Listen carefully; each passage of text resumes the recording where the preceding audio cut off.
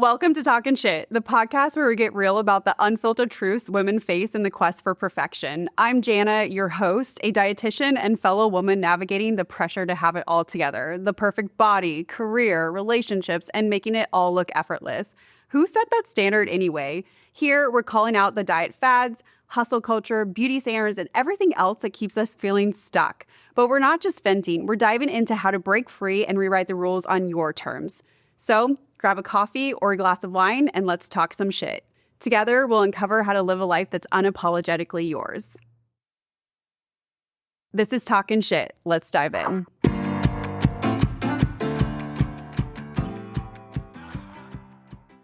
I really am curious about what makes people, right? Like, so if you think about it, maybe you do this too when you're at the airport. People watching, that's something that a lot of people have shared with me that they love to do when they're at the airport or grocery stores or whatever else. They just kind of like people watch. Well, I get a firsthand experience of that in the coaching space. So over this last year, I've had over 3,000 interactions with individuals, and I'm always just so humbled of the individuals that allow me into their personal space and to do the journey with them. Because not only do I get to learn about that person, but I also get to learn things that help others and be able to share that story so that we know that you're not alone. And no, it's not just happening to you, right? Like, so sometimes when certain things happen to us, we can feel really alone or maybe isolated or feel like, oh, this is just happening to me. And that's not the case. It's a lot of times it's just things that we aren't willing to share or talk about, or that it's really vulnerable for us. And so over this last year, I've made it an effort to observe what successful women are doing and to take note of it. So not only am I doing that, for my own self and also learning from my coaching clients, but I also was able to ask individual women that I consider to be successful what they feel other women do to be successful. So it was super cool. I asked a handful of my close friends that I consider to be really successful women. I asked them what they think that women that are successful do.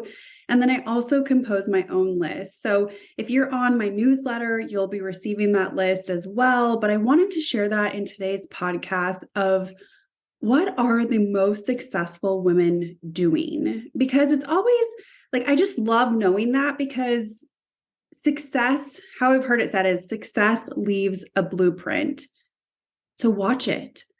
And when I look at these women that I admire, or when I'm in a coaching session with women that I admire, I take that in and say, oh, that was really good. Like, how can I share that with someone else to make their life better? Or how could that possibly make my life better? Right? Like, even though I'm the coach, it doesn't mean that I'm not a human.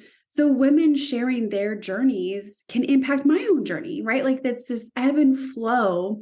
And we really become equals in that way of being able to learn and teach and grow and expand and feel empowered and transform our lives, right? Like all these more traditionally, if you think about it, like buzzwords that are going around right now, we get to do that together. And I think that that's one of the most powerful things in this coaching space, or just in the space of connection with others as a whole.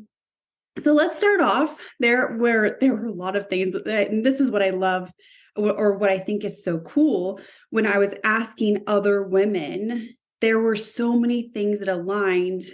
When I asked this woman, what are some common traits that successful women do? There were so many similarities. So first and foremost, the thing that the most successful women do is they get their mind right. So this is something where they simply know that they are a human. They are courageous enough to accept that, of like, hi, I'm so-and-so, and I am a human, and I accept that life is going to have its ups and downs, right? Like if you're watching on YouTube, you can see that I am doing my hand up and down, up and down. That is life. Progress is not this like straight linear line. It's just not reality.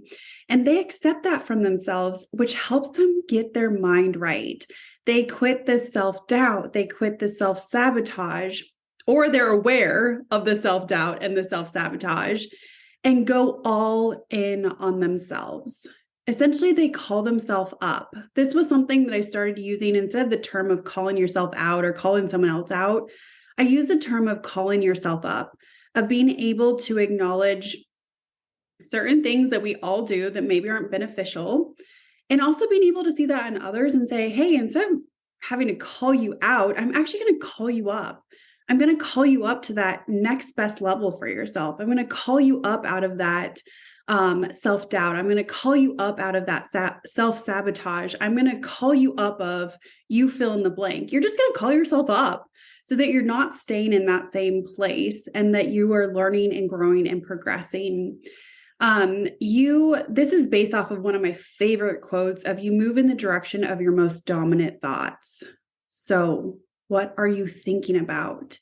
So the most successful women really check what they are saying to themselves on repeat, because you move in that direction of what you keep telling yourself. If you keep telling yourself that you're fat and ugly and it's never going to work, well, why in the heck would it ever work? Right? Like, so what are you saying to yourself on repeat that we need to really work in that mental space to have a better narrative, to have a better self-talk, have a better vision for what you believe is possible for yourself. So now I get into this, like, I don't believe in the toxic positivity aspect because, again, that's not real life. Real life is not all good, right? Like the quote of good vibes only. Oh my dear gosh, that is one of my pet peeves. Like, I want to wipe I want to wipe those, like, that saying off, because good vibes only, man, you are neglecting like a good chunk of life. I wanted to say real vibes only. Like, give me the real, like, because the real is sometimes really sucky and the real is sometimes really amazing. Like, that is the realness that I want from my own life and from others' lives. Is I just want to be real with you, right? Like, that's what we're looking for. That's what real life is. So ask yourself, what direction are you moving in? Are your thoughts moving you in the direction of the self-doubt, of the self-sabotage, of the I'm never enough, never going to be worthy. I'm always going to be fat. You fill in the blank. What are your thoughts moving you towards or away from? So the women that are the most successful check their own thoughts, check their own direction that they're moving in, and start that process of being able to reframe what they are saying to themselves. And it's not always all positive, right? Like, oh, just love your body. Oh my God, gosh. Like, if it was that easy, we would all be doing it, right? Like, it's not that easy, but we can acknowledge like what we want to move towards, and we can start sharing those thoughts with ourselves so that it becomes more and more prevalent in our own life, and that we get to move in that direction of where our mindset tells us to go. Number 2, they ask for help. Or something that I learned a new saying this year from my business partner, Jane. She was like, oh, Jana, a lot of people have shared with me that they don't like the term asking for help or having to ask for help. So how I see it is we're just going to gather support. And oh my gosh, when she shared that with me, I was like, ding, ding, ding, ding, ding. Like, that sounds so much better. Instead of having to say like, oh, I need help, or, oh, I have to ask for help, you can say, I'm looking to gather support. And for some reason, that just sounds better. I don't know. Let me know if you think that too. Like, maybe start sharing that in your own life. Instead of asking for help, just say, I'm looking to gather support here, because the reality is that you still have to do the work. Right? Like, this is a notion that's very interesting, is we think that when we ask for help, that it removes us from having to do anything. The reality is that when you ask for help, you are now stepping into a higher level of responsibility for yourself, and also going to have to do the work. So it's not you saying like throwing up your hands and just going and sitting on the couch. No. That's not what asking for help is. It's gathering the support to be able to put maybe tools or systems or thought processes into place so that you can move to that next level. It says nothing about you being a failure or nothing about you not being able to do it all or nothing about you being inadequate at all, because the reality is that you have to do more work. So let's really leave that idea of asking for help is that you are inadequate in some way in 2022. Let's bring forward into 2023 that you were gathering support to be able to do better. That's it. That's what we're doing. Number 3, the most successful women make it a point to nourish their body to feel strong and good.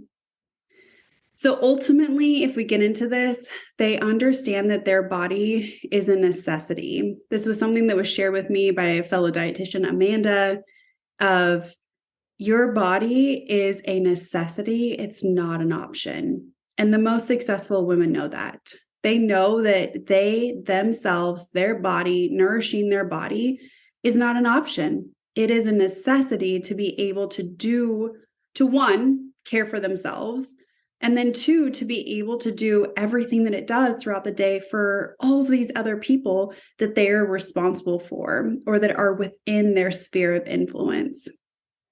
It is necessary to do all the things. So we look at this from, like, if we just take it from the smartphone perspective, right? Like, this has been an example that's out there on the internet of your phone's not going to do anything unless it's been charged. If it has not been charged and it's running on and literally the battery is dead, you can't expect to do anything with it, right? It's not going to turn on. You're not going to be able to access any of the apps. No one can call you. You can't get directions. I mean, it's dead, done. Can't do anything with it. Well, your body can function in very similar ways, except to a point, right? Like, our bodies are just so marvelous. This is where I always say, like, thank you, body. Because even if you didn't nourish it, it still keeps doing all the things, even with that lack of care. And I think that's where we really get confused, is because our bodies can go for a very long time with not receiving care and still functioning. And we take that as, oh, my body is fine. The reality is that your body is not functioning at its optimal level. There are things that have been neglected, not cared for, and the body is eventually going to scream at you and stop for you to get its attention. And what we want to try to do is prevent that from happening. And the most successful women know that it is 100% necessary it is necessary for them to nourish their bodies so that they feel strong and good for themselves and also for those around them. The next one was really, really interesting. So every single woman that I asked about what is their opinion on the most successful women, or when I asked them, like, what has made you, successful in your own right? When I asked this question, every single woman gave me this response. This was part of their top 5. And I really resonate with this one, even in my own journey. I think this one is actually number 1 for me, is they have a routine movement practice. So here's why I believe that movement is so powerful and helps individuals be successful, is because it's not only physically important, but it's also mentally and emotionally and spiritually important. So when I talk about the realms of wellness, typically speaking, there's about 8 of them on average. Some say 7, some say 9. So I always go on the average of 8. And movement taps into almost all of them in powerful ways. So like I said, mentally, emotionally, physically, and spiritually, movement impacts you. And I believe it's because it helps us with moving through emotions. It gives us, many people need to move through their emotions in motion. It's how they collect their thoughts. It's how they process their thoughts. It's how they understand their thought. I mean, there's just so many different ways that we can move our emotions. And it's actually very normal and very typical for individuals that are like moving their body to have some type of emotion. So I know several women, again, including myself, that have done a workout and cried in the workout or cried after the workout. Or it elicits the emotions of being proud of yourself, being confident in yourself, being satisfied in yourself. It elicits emotions as well. And it really, I think, taps into us being connected with our body. And so, again, every single woman that I asked, what do the most successful people do? What have you done to be more successful? Every single individual said that they have a routine movement practice. What I want to highlight is that every single person's movement practice was different. So again, this is why I like to call it a movement practice, not an exercise, because how you move your body is going to be very unique for you. And it's going to be something that ideally that you enjoy and that you can be committed to on a routine basis.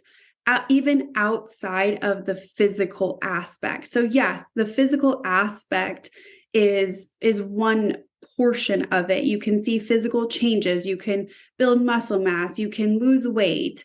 Although there's research out there that suggests that exercise doesn't actually help you lose weight. We can get into that another topic. However, the most powerful aspect is that it impacts you mentally, emotionally, and spiritually. All right, next one. They create time and space for their own life. They put their own selves on their calendar. So I hear this a lot with women that are mothers, have kids. And I also hear this a lot with individuals that are over the age of 50. This is really, really a concept. This is a concept that can be really difficult to implement because of societal norms, societal teachings, societal roles, the feelings of selfishness, the feelings of mom guilt, the feelings of inadequacy. There are so many things that come up in this area. And essentially, the women that are most successful recognize that they need space and time for them. They need to be able to connect with their thoughts, their feelings. They need time to take a momentary pause on life, to breathe, to enjoy, to laugh, to forget about all the responsibilities, obligations, all the things that life can kind of pile on top of you. The most successful women understand that it's okay to press the pause button, and it's okay to create that time and space for just them. That they aren't being selfish with it, they're actually being very self-full, that the mom guilt will start subsiding. It's a practice, but it will start subsiding when you get that down a little bit more. And they notice that they actually get to show up in a higher level in their own roles when they are able to take that time and space for themselves. And I always like to think about this because, I'm not a mother. I am an auntie, a proud auntie to three babies. And I can see how this is very easy to get caught up in. Again, I'm not a mom, so I can't speak from personal experience. I can only speak from what women have shared with me and certainly be empathetic to the situations. And also, I want to be a reminder that you are still a soul. You were born into this world as a single soul, and you were born with thoughts and dreams and desires and goals and wishes and aspirations, and you still matter. You have, and you maybe have chosen to be a wife, or you wanted to be a mom, and certainly those are part of your roles, but also part of your role is being you. You, like I like to share with my coaching clients, you are the secret sauce to your own success. You are the secret sauce of your life. You are the secret sauce of your relationships. You are the secret sauce of, you fill in the blank, you. It all ends and begins with you. And I want to be someone that recognizes that and reminds you of that and connects you back to who you are, back to your power, back to your strength, back to you. And the most successful women know how to do this. They know that it's necessary to do this. They know that they matter is the core of what this statement says. I feel like I could talk on that for hours. And I want you to just hear that. I want you to hear that you matter and that it's okay to take care of you. All right, next one. They ask for what they want. Ask and you shall receive. They claim it and they go after it. This is also based on one of my favorite quotes of what you focus on, you create. But you have to ask for what you actually want. Otherwise, no one will be able to read your mind. No one will know how to serve you. No one will know how to support you. No one will actually know that you need a break. I see this again so often. And oh gosh, I'm calling the kettle black or whatever that saying is. I was so used to doing all the things because I could, and then never asking anyone for anything, and then wondering why I was so gosh darn exhausted and anxious. And it was because I was a people pleaser. It was because I was so afraid of making someone mad. It was because I really sucked at boundaries. Boundaries were like, oh, no, I don't want to be mean. Like that's how literally I used to think that boundaries were for mean people, like only mean people like establish boundaries. That is so inaccurate because I was scared. I was scared of what other people would think. I was scared that, essentially I was scared of what other people would think. And I was so used to being nice that I was never kind. I had no capacity because I just wanted to be nice. I wanted everyone to get along and I wanted everyone to be happy. Like that was internally, that was my goal. That was my role. That was my role in my family. That was what I thought would like fix everything. And holy hell, it did none of those things. Because here's the thing, you don't actually have control of those things. But you do have control over your boundaries. You do have control over saying what you want. You do have control over claiming and going after it is that you say you want, because what you focus on, you create. So, what is something that you need to ask for that you have been really afraid to ask for? And maybe that goes back up to something else that I shared of asking for help or gathering the support. Maybe that's part of your secret sauce to success. Who knows? To be determined, but I encourage you to think about that for yourself. What is something that you haven't asked for that really is the key to your own success? And then two other things that came up in again, just asking other women what made them so successful and what do they notice about other women that are successful. And the two other areas were sleep and emotions, or being able to control and understand emotions. So I want to dive in. Let's go with the emotions one first, because I think that connects to a lot of what I mentioned, like number one of being able to get your mind right is many times, particularly in the health space, or if you are, looking to lose weight or just being healthier overall, I would say 95% of the game. So you hear that notion of like 80% diet, 20% gym. And I think that that's such BS, because what I think is actually accurate is 95% mindset, 5% everything else. Because think about it, like when you are, stepping into self-care or, taking care of yourself in a different way, like it's exhausting for your mind. And you are teaching yourself all these new patterns and behaviors and habits. That is all mind, all mind. And so when we are able to understand and listen and sit with our emotions, it makes it a lot easier to navigate what our next best step is versus say you had a bad day and you just say F it and you give up on everything. Well, that's not really emotion. It's termed emotional intelligence. It's not, or I like to say emotional wisdom.